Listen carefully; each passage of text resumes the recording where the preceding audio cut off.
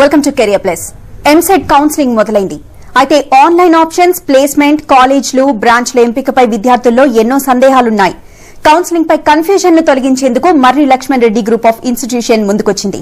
Online options లో ఎలాంటి జాగ్రత్తలు తీసుకోవాలి, కాలేజ్, బ్రాంచ్లను ఎలా ఎన్నుకోవాలి, ప్లేస్మెంట్ ను దృష్టిలో పెట్టుకుని 4 ఏళ్ల కోర్సులో ఎలాంటి శిక్షణ తీసుకోవాలి, ఈ సందేహాలపై సలహాలను, సూచనలు అందించడానికి Marri Laxman Reddy group of institution ప్రతినిధులు కెరియర్ ప్లస్ కొచ్చారు. Training and placement director G Gautam, అలానే finishing school incharge S Terani మీ సందేహాలకు సమాధానాలు ఇస్తారు. నమస్కారం అండి. నమస్కారం గౌతమ్ గారు, ముందుగా చెప్పండి, కౌన్సిలింగ్ మొదలవుతుంది. ఇప్పుడు స్టూడెంట్ ఎలా ప్రిపేర్ అవ్వాలి కౌన్సిలింగ్ వెళ్లే ముందు? అందరూ డెసిషన్ తీసుకుంటారు, గోల్ అనేది నిర్ధారణ అయి ఉంటుంది. ఇప్పుడు ఆ గోల్ ని మనం ఏ విధంగా మార్గం అనేది మనం ఎంచుకోవాలనేది, అంటే స్మూత్ గా వెళ్ళాలి. సో కౌన్సిలింగ్ దగ్గరకు వచ్చేటప్పటికి సర్టిఫికేషన్ వెరిఫికేషన్ అనేది ఇప్పుడు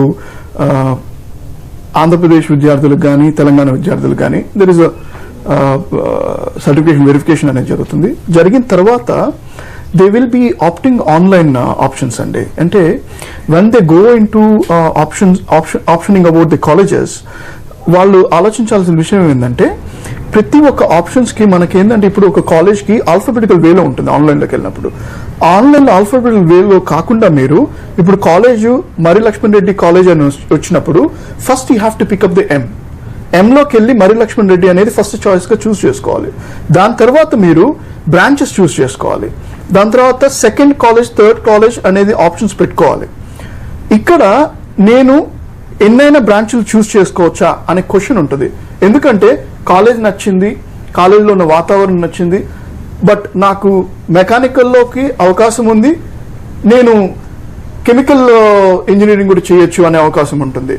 సో ఈ విధంగా ఆలోచించినప్పుడు బ్రాంచ్ కూడా ఎక్స్ట్రా అనేది రెండో బ్రాంచ్ కూడా ఆప్ట్ చేసుకోవడానికి JNTU they have got in to it. దీని అయిన తర్వాత ముఖ్యంగా వాళ్ళు ఈ వెరిఫికేషన్కి వెళ్ళేటప్పుడు సర్టిఫికేట్స్, ఫోటో కాపీస్ అన్ని తీసుకుని వెళ్ళొద్దు.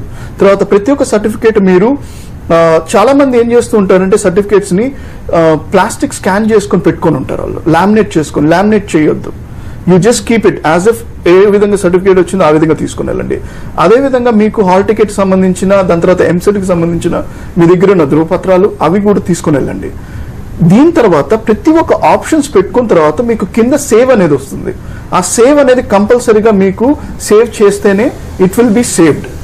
సో ప్రతిసారి మీ ఆప్షన్స్ వచ్చినప్పుడు సేవ్ అనేది సేవ్ చేసుకోవాలి. ఇంకోటి, వీళ్ళకి ఇప్పుడు 1 టైం పాస్వర్డ్ అని కొత్త సిస్టమ్ వచ్చింది. వీళ్ళు ఒక మొబైల్ నెంబర్ ఇవ్వాలి. ఏ విధంగా మనం ఏటీఎంలో మనము ఆన్లైన్లో ఇంటర్నెట్ ట్రాన్సాక్షన్ చేసినప్పుడు మనకి 1 టైం పాస్వర్డ్ వస్తుందో అదే విధంగా ఈ విద్యార్థులకు కూడా 1 టైం పాస్వర్డ్ అనేది వస్తుంది. సో మీరిచ్చే మొబైల్ నెంబరు మార్చుకోకుండా, సిమ్ మార్చుకోకుండా you need to keep the same number till up to the time options అనేది ఎండ్ అయ్యేదాకా. ఈ ఆన్లైన్ ఆప్షన్స్ అనేది రెండు ప్రక్రియలో జరుగుతుంది. ఒకటి వచ్చి ఫస్ట్ ఆన్లైన్ ఆప్షన్ వస్తుంది, దాని తర్వాత రెండోది. అంటే పిల్లలకు కొన్ని విషయాలు తీసుకుంటే మీరు క్యాంపస్కి వెళ్ళినప్పుడు they may see the changes. So they have an options again coming back in the second time. So ఆ నోటిఫికేషన్ కూడా వాళ్ళకి ఇస్తారన్నమాట. మీ కాలేజ్ యొక్క ప్రత్యేకత ఏంటంటారు? కాలేజ్ యొక్క ప్రత్యేకత అంటే క్యాంపస్, ఫెసిలిటీస్, ఇన్ఫ్రాస్ట్రక్చర్ ఇవన్నీ ప్రతి కాలేజ్ కూడా ప్రొవైడ్ చేస్తుంది. అంటే స్టూడెంట్ ని పేరెంట్ కాలేజ్ లో జాయిన్ చేసిన తర్వాత వాళ్ళ కెరీర్ ని అన్నిటిని కూడా కాలేజ్ చేతిలోనే పెట్టేస్తారు. సో ఇక్కడ మా కాలేజ్ యొక్క ప్రత్యేకత ఏంటో తెలుస్తుంది. అంటే బేసికల్ గా నేను మాట్లాడాలనుకుంది ప్లేస్మెంట్స్ గురించి. మా కాలేజ్ లో ప్రతి ఒక్క స్టూడెంట్ ఎన్నో ఆస్పిరేషన్స్ తో, ఎన్నో గోల్స్ తోటి కాలేజ్ లో ఎంటర్ అవుతూ ఉంటారు. సో వాళ్ళకి మేము ఎలాంటి ట్రైనింగ్ ఇస్తామంటే రైట్ ఫ్రమ్ ఫస్ట్ ఇయర్, ఇప్పుడు ఇంటర్ అయిపోగానే కొత్తగా జాయిన్ అయిపోతారు స్టూడెంట్స్, చాలా భయంగా కాలేజ్కి వస్తూ ఉంటారు. సో బేసికల్ గా ఆ స్టేజ్ ఫియర్ తీసేయాలి, కాన్ఫిడెన్స్ లెవెల్స్ వాళ్ళలో ఇంక్రీజ్ చేయాలి అని ఫస్ట్ ఇయర్ నుంచి కూడా ఎవ్రీ వీక్ మేము సెమినార్ క్లాసెస్ ని కండక్ట్ చేస్తాం. ఒకటేసారి 4th ఇయర్కి వచ్చి వాళ్ళని ప్లేస్మెంట్స్ కి వెళ్ళమని చెప్పినా కానీ వాళ్ళు భయపడతారు. చాలా మందికి అసలు ఆ టైం వచ్చే వరకు ఎలా మాట్లాడాలో కూడా తెలియదు. ఆ కన్ఫ్యూజన్ ఉండకుండా ఉండాలి అంటే స్టార్టింగ్ నుంచే వాళ్ళకి ట్రైనింగ్ ఇవ్వాలి. ఎప్పుడు ఎలా మాట్లాడాలి, ఏ క్వశ్చన్ కి ఎలా ఆన్సర్ చేయాలి. సో ఎన్ని తప్పులు వాళ్ళు ఫస్ట్, సెకండ్, థర్డ్ ఇయర్స్ లో చేస్తేనే ఇంకా ఎక్కువ నేర్చుకుంటూ ఉంటారు. సో సెమినార్ క్లాసెస్ కండక్ట్ చేసి దాంట్లో జీడీ కానీ, jam, how you have to attempt, ఎలా స్టార్ట్ చేయాలి, ఎలా ఎండ్ చేయాలి, ఎలా ఇంటరప్ట్ చేయాలి, ఇవన్నీ కూడా నేర్పిస్తూ ఉంటాం. ఇవే కాకుండా ఎన్నో ఫెస్ట్లు ఉంటాయి కాలేజ్లో. వీటన్నిటిలో ఫ్యాకల్టీ గైడెన్స్ లోనే స్టూడెంట్స్ ని పార్టిసిపేట్ చేసేటట్టుగా మోటివేట్ చేస్తాం. దీని ద్వారా ఏంటి అని అంటే స్టూడెంట్స్ వాళ్ళంతట వాళ్ళు ఏ విధంగా ఆలోచించాలి, ఎలా ఒక ప్రోగ్రామ్ ని ప్లాన్ చేయాలి, ఎలా కండక్ట్ చేయాలి, ఇవన్నీ నేర్చుకుంటూ ఉంటారు. ఇలా నేర్చుకుంటూ ఉండడం వల్ల 4th ఇయర్కి వచ్చేసరికల్లా వాళ్ళ కాన్ఫిడెన్స్ లెవెల్ ఇంక్రీజ్ అవుతుంది. అండ్ ఆల్సో స్టేజ్ ఫియర్ అనేది కూడా తగ్గిపోతుంది. 4th ఇయర్ లో ఇంకా ఫినిషింగ్ స్కూల్ అనే ఒక కాన్సెప్ట్ ఉంది కాలేజ్ లో. అదేంటి అంటే ప్రతి స్టూడెంట్ కి ఫైనల్ గా ఇంకా టచ్అప్ లాగా ఇస్తూ ఉంటారు. ఫైనల్ గా ఒక కార్పొరేట్ ఏదైతే ఎక్స్పెక్ట్ చేస్తుందో స్టూడెంట్స్ దగ్గర నుంచి అది కంప్లీట్ గా ఇచ్చేదే ఫినిషింగ్ స్కూల్. దాంట్లో స్పెషల్ ట్రైనర్స్ ఉంటారు, వాళ్ళు ట్రైనింగ్ ఇస్తూ ఉంటారు. ఆఫ్టర్ కాలేజ్ చాలా మంది స్టూడెంట్స్ వేరే ఎక్కడికెక్కడికో వెళ్ళి నేర్చుకుంటూ ఉంటారు, కోర్సెస్ నేర్చుకుంటూ ఉంటారు. Even the certification courses are also available in our college after college hours. So ఇది special facility of our college. To add up with this, there is something which is soft skills and also technical side. ప్రతి ఒక్క కాలేజ్లో infrastructure అనేది చూస్తూ ఉంటాం. But infrastructure అనేది ప్రతి ఒక్క విద్యార్థికి అందుబాటులో ఉందా లేదా అనేది ముఖ్యం. సో ఇక్కడికి వచ్చేప్పటికి 1-to-1 అనే ప్రతి ఒక్క స్టూడెంట్ తన ల్యాబ్లోకి వెళ్ళినప్పుడు there is going to be only 1 lab, 1 person to the 1 person. ఎందుకంటే 2-3 పెట్టి ల్యాబ్ అనేది చేస్తూ ఉంటారు, సహజంగా జరుగుతూ ఉంటుంది. ఇక్కడ అట్లా కాకుండా యూ హ్యావ్ 1-to-1, 1:1 రేషియోలో we have a facility. So the టెక్నికల్గా ఏంటంటే ఇప్పుడు ఇంజనీరింగ్కి వచ్చిన విద్యార్థులందరూ సైన్స్ అప్లై చేయాలి. అప్లై చేసినప్పుడే they will be knowing about whether that is been whether it's can be applied or not అనేది తెలుసుకోవాలి వాళ్ళు. సో దానికోసంగా ఈ మా ముఖ్యంగా ఏంటంటే ఇన్ఫ్రాస్ట్రక్చర్లో ఉన్న ప్రతి ఒక మెకానికల్ కానివ్వండి, ఏరోనాటికల్ కానివ్వండి, సివిల్ కానివ్వండి, ఏదైనా తీసుకున్నా కానీ 2వ సంవత్సరం నుంచి విద్యార్థి తను ప్రాక్టికల్ వైపుగా తీసుకుని వెళ్తూ ఉంటాం. రైట్, మనకు కాల్ ఉన్నారు. శ్రీనివాస్ చిలకలూరుపేట నుండి కాల్ చేశారు. శ్రీనివాస్ గారు.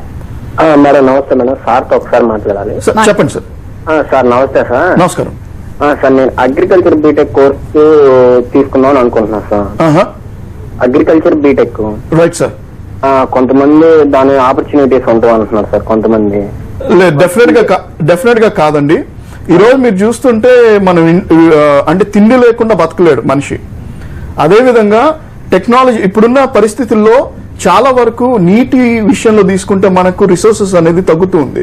సో తక్కువ వసతులతో ఎక్కువ దిగుబడి అనేది ఏ విధంగా చేసుకోవాలంటే టెక్నాలజీ అనేది ఇంప్రూవ్ చేసుకోవాలి. So automatically you require an person who has already has to work on technical side also. So obviously మీ యొక్క ఆప్షన్ మంచిదే. ఇక్కడ ఒక విషయం చెప్పాలి, అంటే చాలా మందికి ఏ విధంగా బ్రాంచ్ చూస్ చేసుకోవాలి, ఏ విధంగా కాలేజ్ చూస్ చేసుకోవాలనే ఒక డౌట్లో ఉంటారు. మొట్టమొదటి మనం బ్రాంచ్ చూస్ చేసుకోవాలంటే మ్యాథ్స్, ఫిజిక్స్, కెమిస్ట్రీ అనేది that is where the basis for the engineering. So దీనికి ర్యాంకింగ్ అనేది ఇచ్చుకోవాలి మనం. అంటే ఫిజిక్స్లో నేను బాగా చేస్తూ ఉంటాను, కెమిస్ట్రీలో చేస్తూ ఉంటాను. సో ఈ రెండింటిలో మనం తీసుకుంటే సివిల్ ఇంజనీరింగ్కి ఎక్కువ అవకాశం ఉంటుంది. అదేవిధంగా నేను కెమిస్ట్రీలో మంచి పట్టుంది, నాకు ఫిజిక్స్లో తక్కువ ఉంది, mathematic calculation okay, they can opt for chemical engineering, they can even opt for EC also. There are certain people who will be interested in mathematics. ఎప్పుడు చూసినా కానీ వాళ్ళ క్యాలిక్యులేషన్స్ వాళ్ళు చాలా ఈజీగా చేస్తూ ఉంటారు. They have a very good opportunity in terms of electronic and communications, and they have an opportunity for triple E, and also they can opt for computer science also. కొంతమంది మ్యాథ్స్ లోను, physics లోను, కెమిస్ట్రీలోను ఇప్పుడు 9th, 10th, 11th, 12th తీసుకుంటే ఎక్కువగా practice చేస్తుంటారు. Lab లో practice చేసిన వాళ్ళు అయితే creativity కూడా ఉంటే మీకు then you can opt for mechanical. So మీ సబ్జెక్ట్ పరంగా బ్రాంచ్ అనేది చూస్ చేసుకోవాలి. సో మీరు ర్యాంకింగ్ ఇచ్చుకోవాలి, ఫిజిక్స్, కెమిస్ట్రీ, మ్యాథ్స్, అట్లా కెమిస్ట్రీ, మ్యాథ్స్, ఫిజిక్స్, ఆ విధంగా మనం ర్యాంకింగ్ తీసుకొని we have to go and select the branch. Right. Career place లో చిన్న బ్రేక్. గౌతమ్ గారు, ముందుగా కాలేజెస్ ఎలా చూస్ చేసుకోవచ్చు? డెఫినెట్గా అండి, ఇట్స్ వెరీ గుడ్ క్వశ్చన్. యాక్చువల్గా మన సబ్జెక్ట్ అనేది ఇట్లా ఏ విధంగా చూస్ చేసుకోవాలని అయిపోయిన తర్వాత కాలేజ్కి వచ్చేటప్పటికి మీకు as for the JNT norms is concern ప్రతి ఒక్కరికి ఇన్ఫ్రాస్ట్రక్చర్లో కానివ్వండి, ఫ్యాకల్టీ కానివ్వండి, రేషియో తగ్గట్టుగానే ఉంటుంది. కానీ స్టూడెంట్ తను ముఖ్యంగా జాగ్రత్తలు తీసుకోవాల్సింది మొట్టమొదటి ఒక సీక్వెన్స్ తీసుకుంటే మీరు అల్లుమిని అనేది చాలా ముఖ్యం. ప్రతి ఒక్క కాలేజ్కి అల్లుమిని అనేది ఎందుకు ముఖ్యం అంటే పూర్వపు విద్యార్థులు. ఇప్పుడు 4 సంవత్సరాలు అయిన తర్వాత విద్యార్థి తను చదివిన అదే స్కూల్ కానీ కాలేజ్ కానీ మళ్ళీ వచ్చి తనకి ఏదైనా జరుగుంటే, అంటే if he he's benefited something out of it, then he will definitely will come back. అదే విధంగా తను మళ్ళీ ఏమన్నా ఇవ్వడానికి కూడా ఆస్కారం ఉంటుంది. సో ఇక్కడ ఏ విధమైన అనుసంధానం అనేది జరుగుతుంది అల్యూమినైకి అంటే పూర్వ విద్యార్థులకి ఇప్పుడున్న కాలేజ్లో సిస్టంలోకి ఒకటి. రెండోది ముఖ్యంగా సిలబస్. ప్రతి ఒక్క బ్రాంచ్ చూస్ చేసుకున్న ప్రతి ఒక్క పిల్లలకి వాళ్ళ యొక్క సిలబస్ అనేది ఆన్లైన్లో దొరుకుతుంది. దాన్ని మీరు ప్రింట్అవుట్ తీసుకోండి. ఆ 4 పేపర్స్ తీసుకొని అంటే 4 semesters like 4 years all the semesters కాలేజ్కి వెళ్ళండి. ఇప్పుడు కాలేజ్ విజిట్ చేసి కాలేజ్లో ఉన్న ఇన్ఫ్రాస్ట్రక్చరు సెమిస్టర్ బేస్గా ఉందా లేదా అని చెప్పి అడగండి. నెక్స్ట్కి వస్తే ఫ్యాకల్టీ. ఈ ఇన్ఫ్రాస్ట్రక్చర్ని అప్ టు డేట్ టెక్నాలజీతో ఫ్యాకల్టీ అప్డేట్ చేసుకుంటుందా లేదా అనేది ముఖ్యంగా మనం ఆలోచించాలి విషయం. ఎందుకంటే ఫ్యాకల్టీ అనేది అప్డేట్ చేసుకోకుండా ఉంటే 2004లో ఒక ఫ్యాకల్టీ చేరినప్పుడు ఇప్పుడు మనం 2014లో ఉన్నాం. ఇప్పుడు టెక్నాలజీ మారింది. దానికి అనుగుణంగా ఏ విధంగా ప్రెజెంటేషన్స్ కానివ్వండి, సెమినార్స్ కానివ్వండి, రీసెర్చ్ అండ్ డెవలప్మెంట్లో ఏ విధంగా కాలేజ్ వెళ్తుంది అని ఒకసారి చెక్ చేసుకోండి. దీని తర్వాత వచ్చేది మీకు దీనికి అనుగుణంగా ఏ విధమైన ఫండ్స్ అనేది ఈ R&D డిపార్ట్మెంట్కి వస్తుంది అనేది మీరు చెక్ చేసుకోండి. దాని తర్వాత infrastructure it's very important. Library కానివ్వండి, వీటికి తగ్గట్టు కానివ్వండి. మీకు స్పోర్ట్స్ కూడా ఏ విధంగా ఆప్షన్స్ ఇస్తుంది కాలేజ్. ఎందుకంటే మనం చూస్తూ ఉంటాం ప్రతిరోజు మనం చదువుకుంటూ ఉంటే మన బుర్రలు కూడా వేడెక్కుతూ ఉంటాయి. దానికి ఒక స్పేస్ కావాలి. ఆ స్పేస్ కావాలంటే రిక్రియేషన్ కూడా ఉండాలి. ఏ విధంగా కాలేజు ఈ ఈవెంట్స్ ద్వారా కానీ, ఎక్స్ట్రా కరిక్యులర్ యాక్టివిటీస్ ద్వారా కానీ ఏ విధంగా పార్టిసిపేషన్ చేస్తుంది, దానికి తగ్గట్టుగా ఇన్ఫ్రాస్ట్రక్చర్ ఏ విధంగా ఆవలించుకోండి అనేది చూసుకోవాలి. దీని తర్వాత వచ్చేది ఏంటి, ఇవన్నీ చెప్పారు మీరు ప్లేస్మెంట్స్ గురించి మాట్లాడట్లేదని. ప్లేస్మెంట్స్ కన్నా ముందర పూర్వపు ప్లేస్మెంట్స్ ఏ కంపెనీ నుంచి వస్తున్నాయి, అవి కన్సిస్టెంట్ గా 6 నుంచి 7 సంవత్సరాల దాకా, అంటే suppose if the college is having around 6 years in terms of they're established. So పదే ఏ కంపెనీ కాలేజ్కి వచ్చి విద్యార్థులను తీసుకుంటుందో మనం చూసుకోవాలి. ఎందుకంటే ఒక బిజినెస్ స్టార్ట్ చేసినప్పుడు మనము ఎవరినైనా తీసుకున్నప్పుడు 3 months మనం చెక్ చేస్తాం ఏ విధంగా పనికొస్తారా లేదా అనేది. ఇది టెక్నికల్ గా we can really prove it whether he can work or not. So కంపెనీకి కానీ మంచి పద్ధతిలో ఒక విద్యార్థి లోపలికి వచ్చాడు అంటే they want invest back. So consistency of the companies for the campus recruitment. ఎందుకంటే ఈరోజు ఎన్ని కంపెనీలు అయినా కానీ మనం తీసుకోవచ్చు, బట్ మనం చూస్ చేసుకునేటప్పుడు ఏ కంపెనీలు పదే వస్తున్నాయి అనేది చూస్ చేసుకోవాలి. ఈ విధంగా మనం సీక్వెన్స్ ద్వారా తీసుకుంటే మనం కాలేజ్కి వెళ్ళాలి. డెఫినెట్గా తల్లిదండ్రులు ముఖ్యంగా విద్యార్థులకు ఎక్కువ అవకాశం ఇవ్వండి. ఎందుకంటే ఈ సంఖ్యలు అనేది బిగించకుండా ఇదే సంఖ్యలని అంటే ఈ విధంగా నువ్వు చెయ్యి అనే కాకుండా ఆ సంఖ్యలు అనేది ఒక వలగా తయారు చేసుకొని విద్యార్థి ఏదైనా తప్పు చేస్తే ఆ వలలో పడేటట్టు చూసుకొని వాళ్ళని ముందరికి మనం తీసుకుని వెళ్లాల్సిన బాధ్యత తల్లిదండ్రులకు ఉంది.